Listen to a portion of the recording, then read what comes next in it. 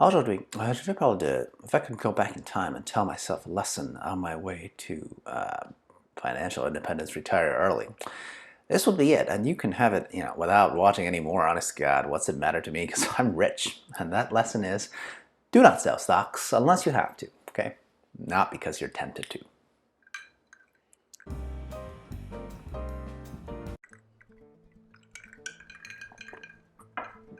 Hey, XenPuck here. So obviously I feel like I've done pretty well for myself, right?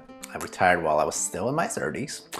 I probably could have done so even earlier in my 30s if I really wanted to. All I read about in the papers is how millennials can't afford houses and homes, and yet I was able to purchase multiple properties all before I hit 40, okay? Now, this isn't just a pat on the back for myself, right? I know I had the privilege of having worked for a great company, right? Having very supportive parents and a well-instilled work ethic since childhood. Still, one thing my upbringing has taught me is that I could have always done more or better. So, when I saw this question in a Facebook group, of course, the question is, what's one thing you learned throughout your FIRE journey that you wish you knew when you began? Okay. I thought, if I could give my younger self some advice, I think it's this idea of simply holding and not selling stocks, right? This tops the list. Now I'm going to tell you the why as to how I reached this conclusion. Right? Oh, comment, like, subscribe, share, or whatever. Because, I don't really care. I'll be great regardless. Okay, so number one, my advice is, if you bought stocks you believe in, or funds of stocks for that matter, then simply don't sell it, ever. Presumably, right? Obviously, the exception to this rule is that if you needed to live, right? Maybe to buy a place to live in, or maybe just to sustain yourself if you're already retired. But for people who are still on the way to FIRE, okay, only housing would be the exception, right? And maybe transportation if you absolutely need a car to get around. Other than this, do not sell. Just hold. I repeat, do not sell. You know why I know this? Obviously because I had stocks that I bought very early in my investing journey, and I sold them within 5 years or so because my financial situation was changing and I wanted to try some robo-advisors, and I just wanted to consolidate at the time my various accounts that had stocks in it, right? Because it was getting to the point where I had more than 3, right? At least that's what I told myself, right? My few picks at this time were slightly up and then slightly down during those first 2 years. And frankly, I was such a beginner at investing that I didn't even know how to really look up like how much I was up or down, right?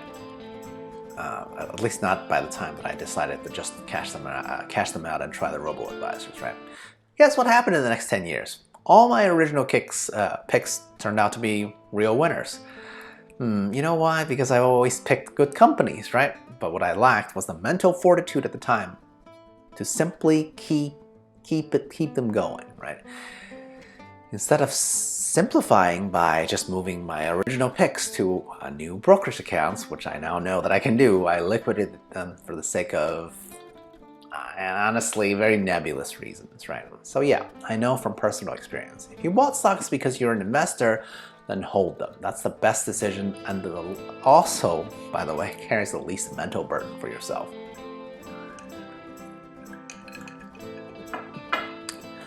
Now, point number 2, right? I want to talk about the other possible exceptions to the whole don't sell rule, right? What about rebalancing, right? I always hear from people, especially the financial advisor type of people, about the importance of rebalancing. What if your position increased so much that you're now too heavily into specific stocks or sectors of stocks over other asset classes such as bonds or real estate? Well, if I was already retired like I am now, that may be an issue, right? But since the already retired portion of the population, at least in the FIRE realm, is a very small minority, right? What we're trying to address here are people who are working towards, the whole idea of retiring early. In which case, if you already bought some stocks and it has done well, so well, in fact, that you are now percentage-wise overexposed on stocks versus, say, bonds, if you still subscribe to that whole split type of portfolio theory, should you sell stocks to buy bonds?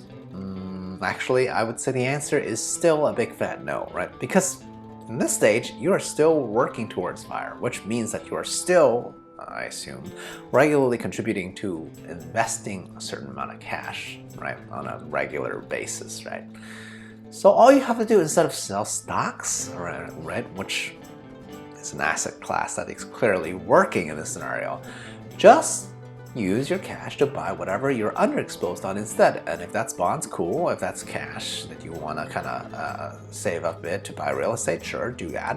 And after enough time, hopefully your distribution percentage would even out, right? Because you're still contributing.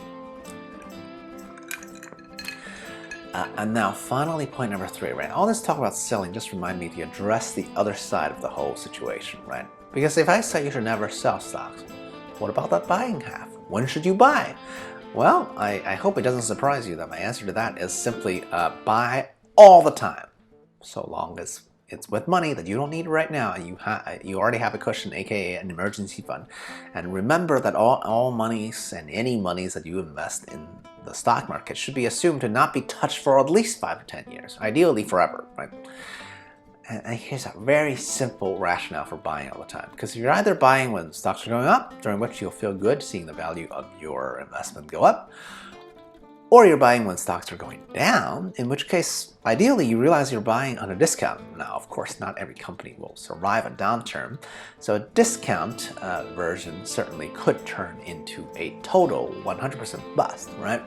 But hey, I'm not here to give you stock picking advice, and anyone who thinks that they can give you stock picking advice is a charlatan and a fraud, right? So just diversify and buy a fund, and you'll be fine.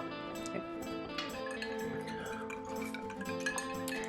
Now, of course, I always have to add this caveat. At the end of the day, I know only 1% of you will follow my very simple advice, and that's totally okay?